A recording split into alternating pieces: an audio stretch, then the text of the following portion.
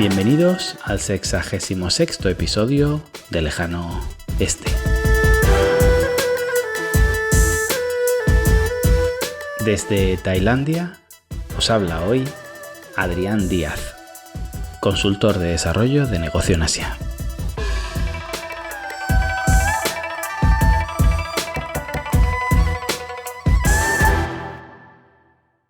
Seguimos con la compra de materiales médicos en China, seguimos con escándalos casi a diario y en este episodio me gustaría hablar de algunos errores que bajo mi punto de vista están siendo malinterpretados por la opinión pública, errores que yo no incluiría dentro de aquello que comenté del principio de Hanlon, puesto que a mi juicio no es estupidez ni maldad, sino circunstancias que se dan y que no se comprenden bien.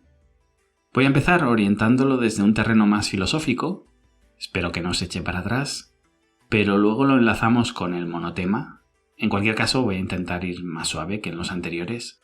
Así también rebajo el tono con los gobiernos y con lo público, no por las, vamos a llamarlas advertencias que me han llegado, ahí los que me conocéis sabéis que a estas alturas no voy a cambiar, sino porque lo están haciendo tan rematadamente mal que es justo también desagregar los incidentes y entender cuándo hay causa y cuándo no, para criticar con propiedad y de forma constructiva. Empecemos, como os decía, por la parte filosófica. Para interpretar bien la tesis de este episodio es crítico entender un concepto básico de la realidad china. La burocracia china no funciona como su equivalente occidental.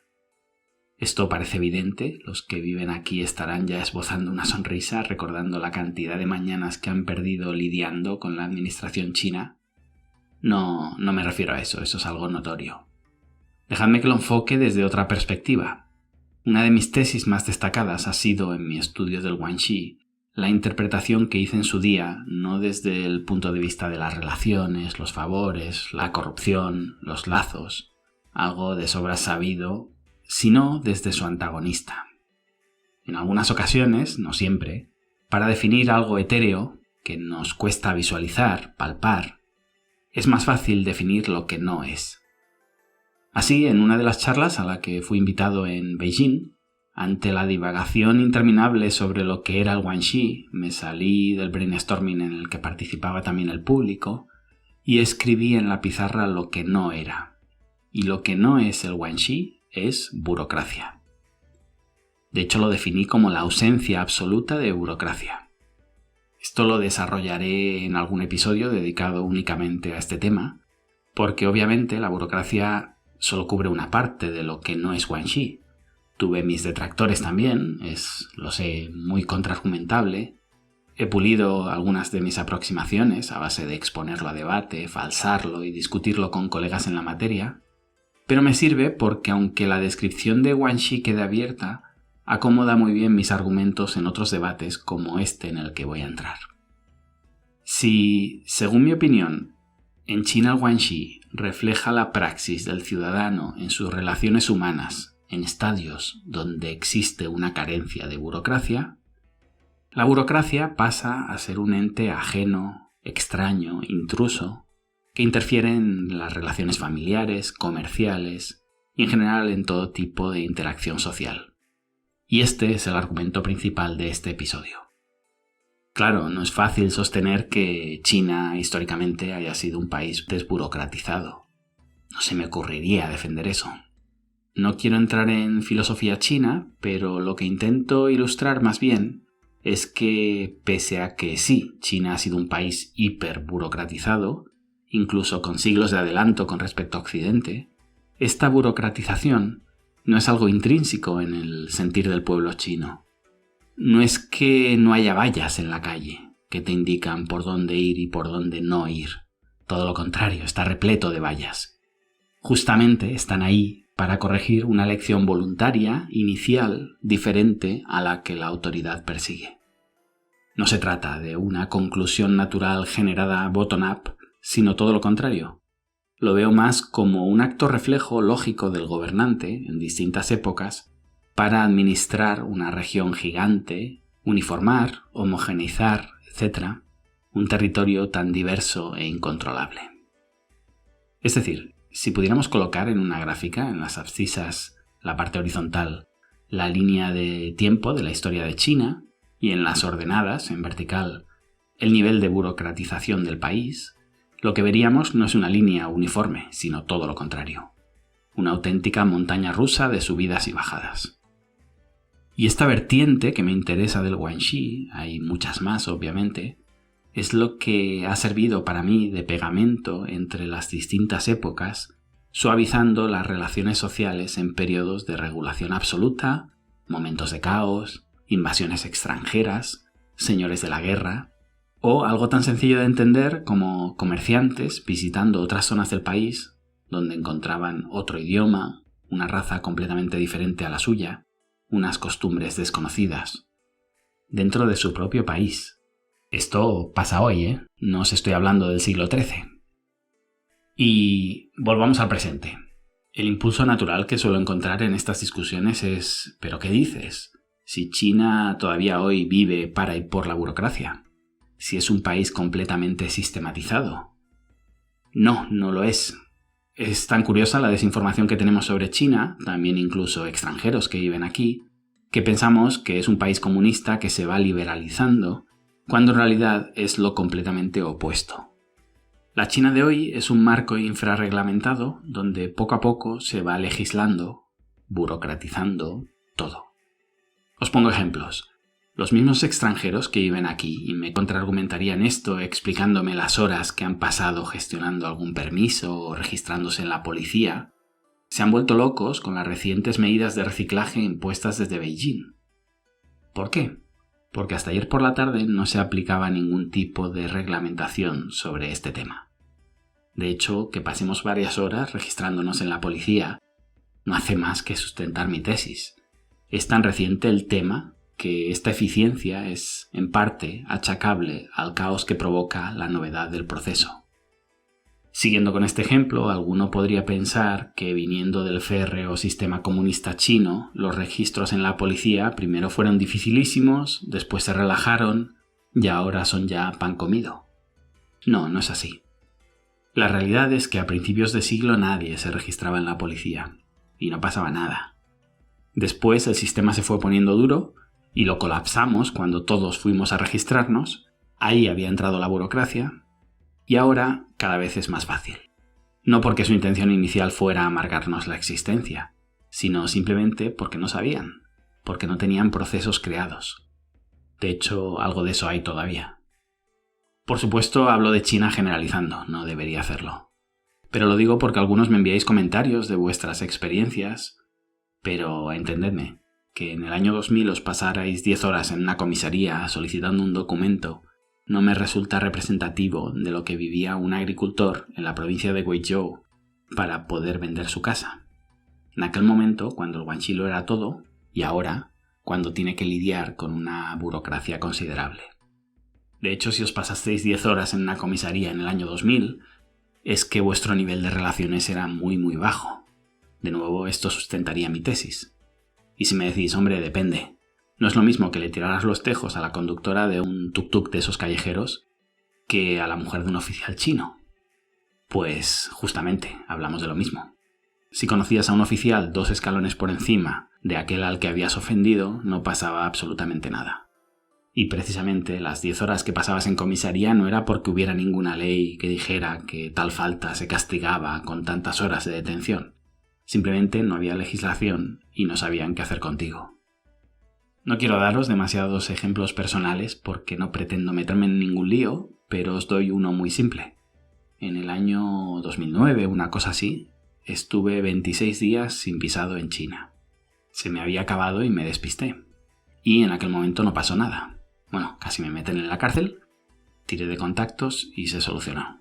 De hecho, los que conocen esta historia saben detalles muy divertidos e impublicables que me pasaron. Pero en fin, hoy en día, con infinitamente mejores contactos, no se me ocurriría jamás cometer una infracción semejante. Porque la burocracia ha sustituido ampliamente al Guanxi en la resolución de este tipo de incidentes. Los que os sacarais el carnet de conducir chino a principios de siglo sabéis cómo era el tema antes y ahora, tampoco entro en detalles. Y fijaos que la burocracia no es un estado absoluto. Siempre somos susceptibles de que nos amarguen más nuestra vida. El boletín oficial del Estado no se detiene jamás. No llegan a un punto que dicen, bueno, hasta aquí, ya lo tenemos todo listo, lo que surja en el futuro, que se base en lo anterior, a modo de jurisprudencia. No. Es más, si tenéis experiencia con la China rural, sabréis que en una parte considerable de China los agricultores no pueden vender sus casas porque no tienen documentación sobre ella, lo que en España llamaríamos escrituras. Es decir, desde el punto de vista occidental, viven en un asentamiento ilegal. Tampoco es así, tienen una especie de licencia de la comuna de aquel momento, pero nos cuesta entender desde nuestra mente occidental ese derecho tan limitado a la propiedad. ¿Os acordáis del jus utendi, jus fruendi y jus abutendi? Pues aquí aún hace falta una reforma para regularizar el tema de la vivienda. No hablo de aquello de los 70 años de propiedad, sino de la conversión de un sistema comunista donde se asignaban las casas de manera planificada a una economía de mercado que ha dejado un montón de cabos sueltos, que se intentan regular de manera más o menos rápida, pero con todo lo hiperregulado que nos parece, es un país por construir desde el punto de vista jurídico. Estoy orientando toda mi explicación de las regulaciones desde mis sesgos ideológicos, porque no lo sé hacer de otra manera, pero como sabéis, creo en los pactos voluntarios, en la resolución de conflictos con arbitrajes acordados entre las partes, pero para ser justos, la regulación, además de martirizar nuestras vidas, en China ha servido o está sirviendo para igualar jurídicamente a las personas, o eso debería hacer. Que la manera de resolver una discrepancia fuera medir el guanxi de cada parte no se sostiene para nadie que crea en la igualdad ante la ley. Pues bien, en la China de hoy cada vez resulta más difícil cometer abusos, o en todo caso necesitas un contacto muy superior para perpetrarlos. Y ni siquiera, porque a según qué niveles tu contacto no se quiere mojar para resolverte un problema personal, ni tú tampoco quieres usar esa bala, no sea que algún día la necesites para resolver un contratiempo mayor. Así, cuando tu vecino construye una caseta que priva de la luz a tu jardín, antes se medía quién tenía el padrino más grande dentro de la comuna del pueblo, ahora se mira lo que dice la ley y se resuelve. De hecho no, estoy poniendo un ejemplo irreal, en este momento se resolvería en una discusión de pueblo. No quiero entrar en el tema de leyes y juicios porque nos vamos demasiado del episodio, esto sería una derivada más de por qué los chinos no creen en la burocracia, pero creo que entendéis el concepto. La burocracia va regulando lo que antes se dejaba al libre albedrío, que no solía ser un combate justo, sino que desembocaba en gana quien esté mejor conectado. Aún así, como paréntesis, me gustaría defender que pese a todo el clasismo y la injusticia que se desprende, ante la falta de regulación, la cultura china ha llegado durante siglos a conclusiones bastante más civilizadas que otros lugares de la Tierra. Toda esta teoría la suelo mostrar con una línea recta dividida en 10 tramos, donde pongo el guanxi en el 0 y la burocracia en el 10, y voy trazando la evolución de China.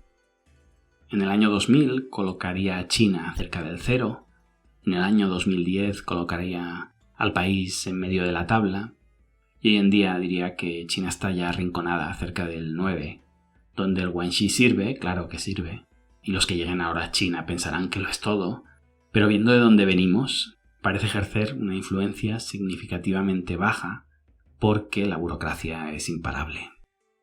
Y mi sensación es que de seguir esta progresión, en pocos años, el guanxi será poco menos que leyenda. Recordad que en China todo cambia más rápido que en Occidente, y aunque parezca que usted no sabe con quién está hablando, nos va a acompañar de por vida, también nos lo pareció en la dictadura española, argentina o chilena, y un día pasó a ser historia. Y quizá algunos estéis pensando, bueno, justamente lo que cuentas no es tan diferente de las dictaduras occidentales. ¿Dónde está lo especial del guanxi? Y sí, al final el ser humano ha actuado de forma similar en todo el planeta. Somos el mismo animal, con sus peculiaridades. Esclavismo hubo en el Imperio Romano y en el Azteca. Pero, como el diablo está en los detalles, es interesante profundizar en la cultura y en el momento de cada lugar, para no quedarnos en la corteza y generalizar. Me falta mucho por explicar, lo he ido simplificando todo porque este no es un episodio para hablar del guanxi, sino de la burocracia. Dejo un poquito la semilla y si queréis más me lo pedís.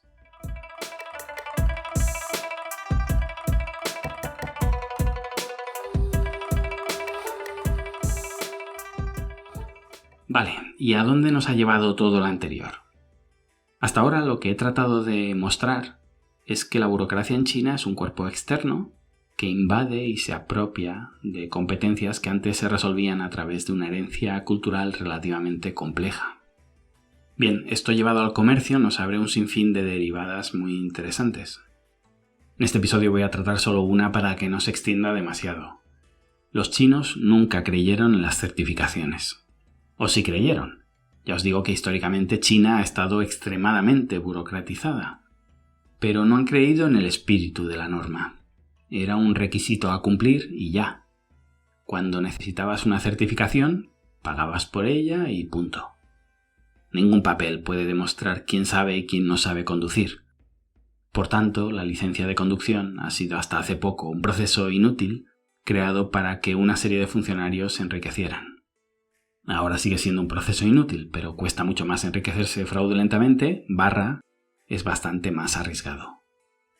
En la puesta en marcha de fábricas, las licencias se iban obteniendo invitando al funcionario que llevaba el tema fiscal en la ciudad, al jefe de policía, al de bomberos, al del banco que gestionaba tus transferencias en dólares. Al final, un empresario experimentado no es aquel que sabe cómo llevar una empresa, sino aquel que entiende cómo administrar su presupuesto para pagarle cenas a las personas adecuadas. Con este panorama os podéis hacer una idea de lo importantes que son las licencias en China. Recuerdo cuando en el pueblo en el que vivía los restaurantes empezaron a colocar el cartelito obligatorio de haber pasado una inspección sanitaria. Era un cartel gigante que solían ubicar cerca de la barra o de la caja registradora. Imagino que les obligan a situarlo en un lugar visible para el público. En la mayoría de los restaurantes a los que iba tenían una C, que era la peor valoración, o una cara en rojo con una sonrisa hacia abajo. Básicamente las opciones eran verde, todo bien, amarillo, algunas cosas a mejorar, o rojo. Pues como os decía, la mayoría era rojo. Un día, tomándome un café con uno de mis socios, se lo pregunté bromeando. ¿Por qué me traes siempre a locales tan deplorables? Bueno, si conocéis a los chinos, se lo tomó de manera personal y enseguida cambiamos de lugar porque no podía permitirse que pensara eso de él. Me llevó a un local de lujo que habían abierto recientemente en la ciudad y cuando llegamos, nuevamente me fui hacia el cartel y tal cual, letra C y emoticono rojo con la cara triste. La peor valoración posible. Imagino que le picó la curiosidad, quizá lo hizo por mí, el caso es que preguntó a los camareros y nada, nadie entendía la pregunta. No comprendían la relación entre ese cartel y la calidad del lugar, nadie sabía cómo ese letrero había llegado ahí y lo que es peor, nadie entendía por qué era importante para mí. Son curiosas las cosas en las que nos fijamos los extranjeros. Me hace gracia cuando vas a visitar la casa de alguien, ver el sofá con el plástico ese que se utilizan cuando es nuevo para que no se raye, que ahí lo dejan. También pasa en el mando a distancia o en la propia tele. No en la pantalla, pero todo el marco viene protegido y como tenga almohadillas de esas que vienen pegadas en las esquinas para que no se golpee, ahí se quedan. La pegatina energética, esa que llevan las neveras y los aires acondicionados, son otra cosa que cautiva mi atención. Haya 5 niveles de ahorro de energía o haya 8, es difícil encontrar un electrodoméstico que no esté etiquetado en alguno de los últimos. Y no es por la broma fácil de que como el rojo da buena suerte es que leen la etiqueta al revés y buscan cuanto más rojo posible, no. Es que no la ven. Es invisible. Entrar en el debate de por qué tu cuñado ha comprado esa nevera y no otra, si ha sido por precio o si no tiene ningún respeto por el medio ambiente, es una discusión completamente insustancial.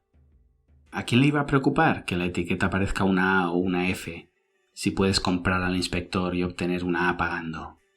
Claro, mientras le digo, no mira, es que si pagas un poco más y el producto está fabricado con piezas mejores, entonces su eficiencia aumenta y gastas menos energía, bla bla bla.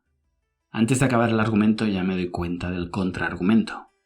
No, lo que pagas en el A es la pasta que se ha dejado el fabricante untando al inspector, al laboratorio, etc., para conseguir esa certificación.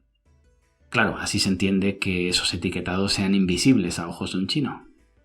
No generan absolutamente ninguna credibilidad.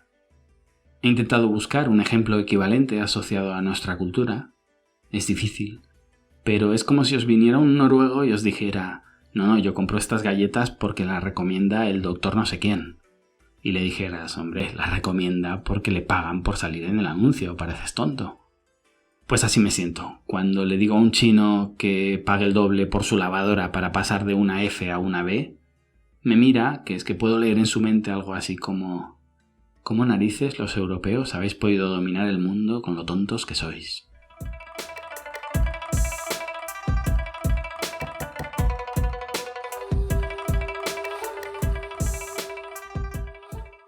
Vale, ya me voy acercando al tema. Perdonad los preámbulos, pero si no igualo, aunque sea con ejemplos muy básicos, lo que sabemos todo sobre China, es imposible entender lo que viene. ¿Qué sucede con el marcado CE en las mascarillas? Pues lo que le sucede a cualquier cosa que se interpone entre la cuenta bancaria de tu cliente y la tuya, que no va a ser jamás un impedimento para que la operación se realice. En esta década y media de experiencia en exportaciones me he encontrado de todo. Pero en general, el marcado CE, en adelante lo voy a considerar una certificación para no abrir un nuevo melón, era algo que el proveedor te decía: dime qué necesitas que te pinte en el packaging y te lo coloco. Una certificación o 12. Claro, cada país es un mundo, cada certificación tiene un objetivo diferente. Recuerdo cuando fabricaba para Disney en Estados Unidos y me pidieron un certificado de protección ignífuga para cremalleras de los vestidos de niño. No lo había escuchado en mi vida. Tenías que pagar el doble por las cremalleras que venían certificadas, el triple si contamos el coste de la investigación para asegurarnos que el fabricante de cremalleras no había pagado al laboratorio y esa no fuera una certificación fake. Al final, los chinos lo que ven en este tema de las certificaciones son costes. Una certificación no es más que una línea más de coste en la hoja Excel donde calculas el precio que le das a tu cliente. Y hablando en plata, para los chinos las certificaciones son pijadas, que no sirven para nada, pero como los occidentales creen en ellas, hay que pasar por el aro para poder venderles productos. En ese sentido, a los chinos les encanta lidiar con árabes, africanos o algunos países de Latinoamérica. Están mucho más alineados. No se atrancan en normativas hipócritas que solo sirven para encarecer el precio, obstaculizar la operación o, en el peor de los casos, impedirla. Claro, hay un antes y un después del coronavirus. Cuando nos hemos puesto a verificar el certificado CE, resulta que más del 90% era fake. Más del 90% de todas las mascarillas de China y por tanto de casi todas las mascarillas del mundo. Pero cuidado, y este es el takeaway de este episodio. Esto no significa que las mascarillas sean falsas, no filtren bien, etc. No tiene absolutamente nada que ver. Simplemente el chino se adaptaba a lo que le pedían para poder seguir vendiendo. En este sentido tenemos que desligar completamente la cumplimentación de normativa con la calidad del producto. Si dibujáramos una gráfica con 4 cuadrantes, hay productos certificados y de calidad, hay productos certificados y con una calidad pésima, hay productos sin certificación y con una calidad pésima, y hay productos sin certificación con una calidad más que notable. El error de los occidentales es pensar que una certificación me garantiza algo. En China, hasta hace 4 días, las empresas certificadoras no eran más que el enésimo engranaje de la burocracia para que unos cuantos tipos más vivieran del que produce. Desasociemos certificación de calidad. De hecho, durante muchos años lo veníamos haciendo. He tenido infinidad de clientes que comprendían perfectamente que lo único que había de cierto en sus empaquetados era la marca y el precio. La mercancía pasaba a las aduanas en su país sin problemas porque cumplía con toda la nomenclatura exigida. ¿Qué más da que fueran palabras huecas? Y podemos pensar que los empresarios son muy malos y todo eso, pero es que el Estado ha hecho lo mismo. Incauta mascarillas porque no cumplen certificaciones o la empresa no cuenta con la licencia tal y cual y ¡pum! El material incautado lo reparte. Me encanta. El estado de excepción o de alarma o como quieran llamarlo saca lo mejor de nosotros. En muchos casos sí, el producto no certificado tiene la calidad adecuada, o como mínimo la calidad que el comprador espera de él. El origen de muchas certificaciones es, en todo el mundo, una reacción a una eliminación de aranceles. No sé si sabemos que, aunque oigamos en la prensa la palabra arancel más que nunca, estamos en el momento de la historia, como mínimo de los últimos 80 años, con aranceles más bajos. Depende del país y del sector, pero cada vez hay más consenso entre los economistas de que un arancel daña más de lo que beneficia. ¿Y por qué digo que las certificaciones son una reacción a la eliminación de aranceles? Os pongo un ejemplo. Llegamos a un acuerdo de libre comercio, imaginad entre India y Estados Unidos, para demostrar que nos creemos esto de la globalización, y lo que sucede es que los productos indios solventan una demanda en Estados Unidos y los Tesla pasan a venderse muy bien en India, pero de repente empiezan a llegar a Estados Unidos coches indios, esos desechables que cuestan $1.000, y con la misma facilidad con la que se llena Nueva York de triciclos grotescos, a nosotros se nos pasa el capitalismo, la globalización, el comercio libre y todo lo demás. ¿Qué es una certificación? Es básicamente regular una característica que tiene mi producto y que no tiene el tuyo, y que no es fácilmente solucionable por tu parte, y agarrarme a ella como si fuera un punto vital de nuestro ADN como sociedad. Lo siento, es que según la normativa de Nueva York, me lo invento, los coches de 3 ruedas se consideran triciclos y los triciclos están prohibidos en Nueva York porque no pueden circular por la calzada y por la acera tampoco, ya que no se autorizan vehículos motorizados. En este caso no es un ejemplo de certificación, sino de normativa, pero creo que se entiende el concepto. Un ejemplo de normativa sería irnos a algún tipo de residuo que lancen por el tubo de escape los coches indios y no lo hagan los americanos, y agarrarnos a ello como si fuera inaceptable para la población americana. Podemos llegar hasta a nivel molecular para encontrar una diferencia insalvable. Si tus coches no están certificados conforme no emiten ese porcentaje de ese compuesto, no se pueden vender en mi país. No te estoy poniendo un arancel, si yo creo en el libre comercio, pero si tus productos no llegan a la calidad mínima de la legislación de mi país, ¿qué le voy a hacer? Hay muchísimos ejemplos de ello. Se nos vende que esa certificación va a proteger al consumidor de ese producto extranjero, que es tan nocivo para nuestras vidas, pero en realidad a quien se protege es al empresario local que no quiere competir, cuando éste o un grupo de ellos tiene capacidad de hacer lobby y presionar al gobierno.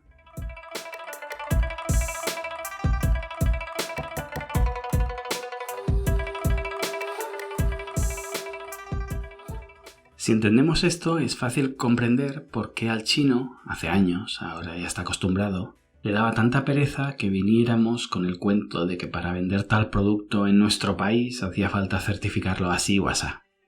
Si hay un país que ha sufrido como nadie el tema de las certificaciones en plena vorágine globalizadora, es, seguro que lo adivináis, China, el mayor exportador del planeta, que por muchos iPhones que venda, se le sigue relacionando de forma ventajista con calidad baja.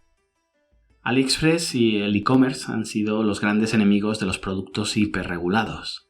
Si vendo desde Francia tengo que cumplir con las normativas europeas, pero si vendo desde China no. Un campo lleno de oportunidades todavía. Hasta aquí puedo leer.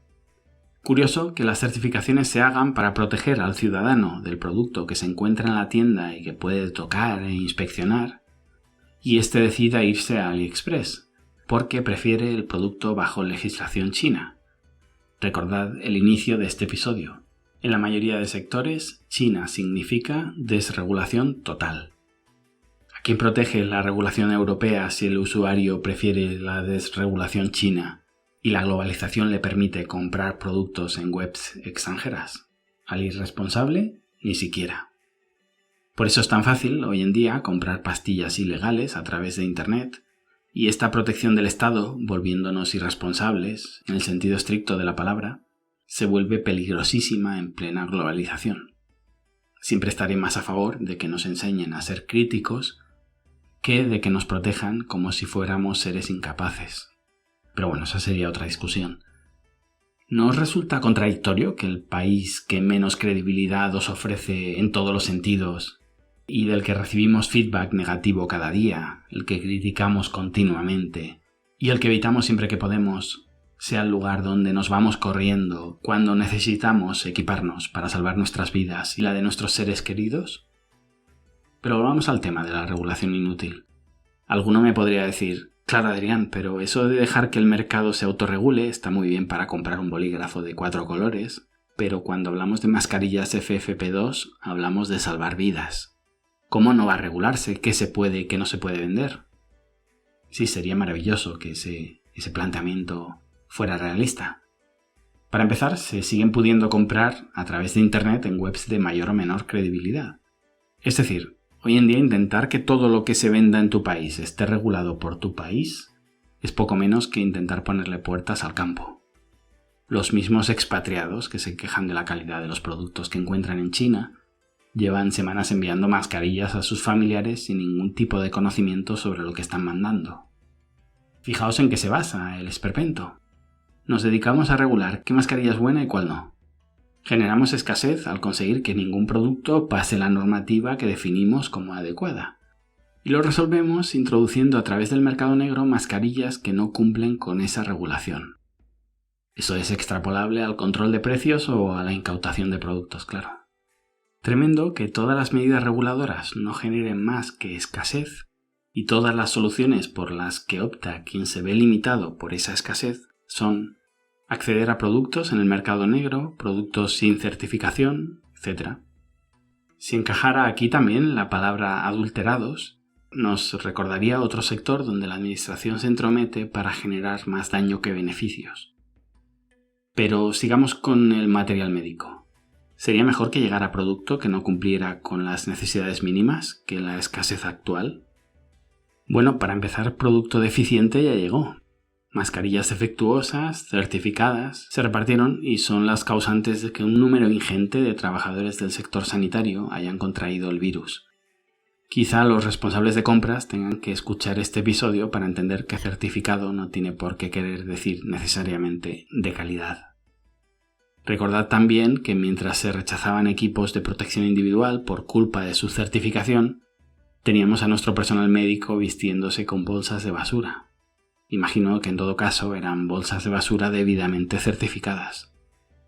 Uno de los casos más tristes en los que he intervenido fue un pedido de EPIs, equipos de protección individual, que contaban con el marcado CE, pero en la certificación no incluía el uso en quirófano. La fábrica fue una de estas que se crearon ipso facto alrededor de Wuhan en los primeros minutos de partido. Y obviamente lo último que pensaban era en tener todas las certificaciones al orden del día. Eran momentos de vida o muerte. Se estaban creando hospitales de la nada, médicos de todo el país se dirigían a Wuhan y era crítico el suministro de equipamiento. Pues cuando estalló el tema en España y me ofrecí a ayudar, en aquel momento faltaba de todo, di con esta fábrica. Había tanto escándalo ya de productos fake, empresas que no existían y todo esto, que yo estaba encantado de haber dado con uno de los fabricantes creados específicamente para atender la epidemia. De hecho, como tenían poca información en aquel primer momento de la crisis, habían hecho trajes mucho más gruesos, mucho mejores de lo necesario. Creo que el gramaje que se trabaja ahora es de 50 a 60 gramos para optimizar. Pues bien, aquellos trajes eran de 90 gramos. Se habían usado en todas las UCIs de Wuhan y habían dado resultados excelentes. Pues bien, cuando expliqué el tema a la administración española, lo conté todo. Oye, que es un traje excelente, es un stock de Wuhan, es decir, tenemos disponibilidad inmediata, cuando todo el mundo estaba desesperado porque todas las fábricas estaban colapsadas y no había género disponible. Y me contestaron con una de las frases más duras que he oído en esta pandemia y en general en mi vida. Adrián, aunque tengamos a nuestros médicos vistiéndose con bolsas de basura, aunque no haya stock en China, aunque seamos conscientes de que el producto cumpliría su función perfectamente, no podemos comprar un producto que no está debidamente certificado. El potencial de polémica de esta compra es más determinante que las vidas que se puedan salvar. Yo sé que la democracia es algo innegociable y ni siquiera podemos sentarnos a debatir sobre ella como personas civilizadas porque nuestro talibanismo nos lo impide. Pero de la misma manera que criticamos con razón los días que se perdieron en Wuhan tapando la información, porque los regímenes totalitarios tienen eso, quizá algún día podamos hablar de lo que hemos hecho con nuestras democracias para que nos interese más el voto, la opinión pública, no darle munición a nuestro rival, o no llegar a un acuerdo con él y decirle, oye, me están ofreciendo esto, salvaría muchas vidas, pero mira, tiene este hándicap. Es un papel, si me apoyas, hagámoslo juntos, compramos el lote y en 3 días tenemos a todo el mundo protegido. ¿Podemos unirnos por una vez y no hacer cálculo electoral de cada drama? Pues no. Os repito la frase. el potencial de polémica de esta compra es más determinante que las vidas que se puedan salvar.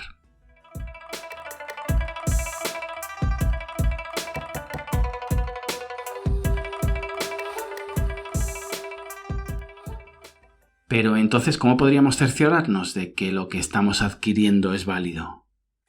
Pues entendiendo las reglas del mercado donde estamos comprando. Alguna vez he citado la frase de Jefferson: el precio de la libertad es la eterna vigilancia. Con controles de calidad, auditorías en fábricas donde averiguamos la salud financiera de ese proveedor o su historial fiscal, una investigación intensa para descubrir que ese laboratorio está sirviendo sus test a Alemania sin ningún tipo de problemática, con personal de campo en origen haciendo seguimiento de las producciones, volviendo al tema del Guanxi, intentando cultivar una relación sincera con el personal y el dueño de la fábrica. Decir, es que como el producto venía certificado, es poco menos que decir, es que como lo anunciaba Antonio Banderas, yo pensé que... Siempre digo que Occidente se inventa términos y métricas, las extrapolamos a China, y claro, cuando este plan sin fisuras fracasa, no entendemos nada. Y salen nuestros dirigentes para, en lugar de comunicarnos su dimisión, decirnos que acaban de descubrir que comprar en China no era tan sencillo. Fantástico. Y el sultán Boabdil el Chico ha rendido Granada. Bienvenidos al presente. Pero como os decía, no pretendía ser un episodio para atacar a nuestros gobernantes, sino para daros más datos sobre algunos de los escándalos. De hecho, cuando la prensa o el partido opositor dicen «es que comprasteis mascarillas con un certificado fake», flaco favor le están haciendo a la resolución del problema. Que sabemos que ese nunca fue el objetivo.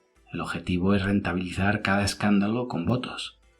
Pues bien, a los que os interese un poquito menos acribillar por acribillar, pensad que la mayoría de máscaras con certificación CE estaban mal certificadas. De nuevo, no estoy diciendo que las mascarillas no sirvan.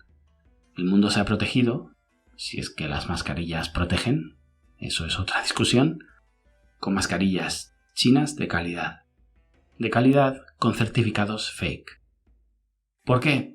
Porque en su día, antes de esta crisis, llegó un laboratorio polaco, uno polaco entre otros, pero este es el que más nos encontramos cada vez que revisamos una certificación, entendió perfectamente la cultura china y se dedicó a certificar fábricas como si no hubiera un mañana.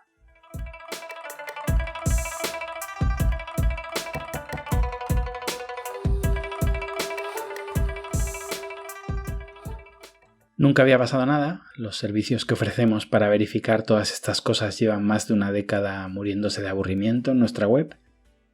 Pero ahora que algunos están mirando todo esto con lupa, han puesto el grito en el cielo.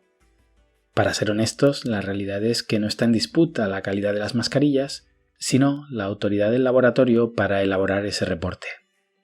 Quizá incluso hicieron un buen examen del producto y los resultados son correctos, no lo sé. No hay un problema de calidad, o como mínimo si lo hay es por otras razones. Hay un problema de legitimidad, de burocracia, vamos. Hay que certificar al certificador. Es sensacional. El gobierno chino finalmente se ha inmiscuido, porque ve que somos incapaces de entenderles, no sabemos comprar en China, y cuando algo nos sale mal, descargamos nuestra ira contra China. No es que preocupe nuestra estupidez, es que al final acaba afectando su imagen y por ahí no pasan. Cuidado porque hay que mirar con lupa cada caso. Los tests rápidos que fallaban quizá estaban certificados. Y quizá un escándalo de mascarillas cuya certificación era fake era un escándalo mal planteado. Y se hizo mal si se retiraron del mercado. Básicamente es como si en tiempos de guerra un ejército retirara tanques de primera línea del frente por estar mal matriculados y dejara tanques con deficiencias en el motor porque pasaron la inspección. El gobierno chino creó fábricas de cero para luchar contra la pandemia. De la misma manera que si los respiradores de la SEAT o de la universidad que sea funcionan, nadie les va a pedir que antes de mandarlos a un hospital se saquen una licencia para comercializar productos médicos que tarda entre 1 o 2 años. Era una emergencia. No estoy diciendo que las certificaciones no sirvan para nada. No digo que las regulaciones no sean necesarias. Digo que la cultura de presentar productos con un diploma al lado en forma de apellido que detalla el pedigrí del producto es algo occidental. no es la forma en la que se trabaja en China, o como mínimo no es la forma en la que se sienten más cómodos, porque el papel lo aguanta todo. Y lo que estamos viviendo a día de hoy es una adaptación en tiempo récord de su cultura a la nuestra, para cumplir con nuestros requerimientos y poder seguir haciendo posible el comercio. Espero haberos aclarado cosas, me queda mucho en de profundizar. Os quiero hablar de licencias de exportación, de por qué se están pagando a esas empresas en Hong Kong, de la titulitis de los chinos, que parece desfasada en el tiempo y contradice lo que os explico en este episodio, de por qué a los productos extranjeros los chinos sí nos piden todas esas certificaciones, premios, medallas y todo lo demás. Para los que conocéis un poquito de China, seguro que este episodio os deja inquietudes. Intentaré ir tocando los temas uno a uno porque se van acumulando. Y os dejo con una frase a la que llegamos debatiendo en su día sobre todo este tema de la burocracia, el guanxi y la forma en la que observaba a los chinos interactuando con el paso del tiempo. La burocracia es el arte de convertir lo arbitrario en justo, lo justo en caro y lo caro en indeseable. Gracias y hasta pronto.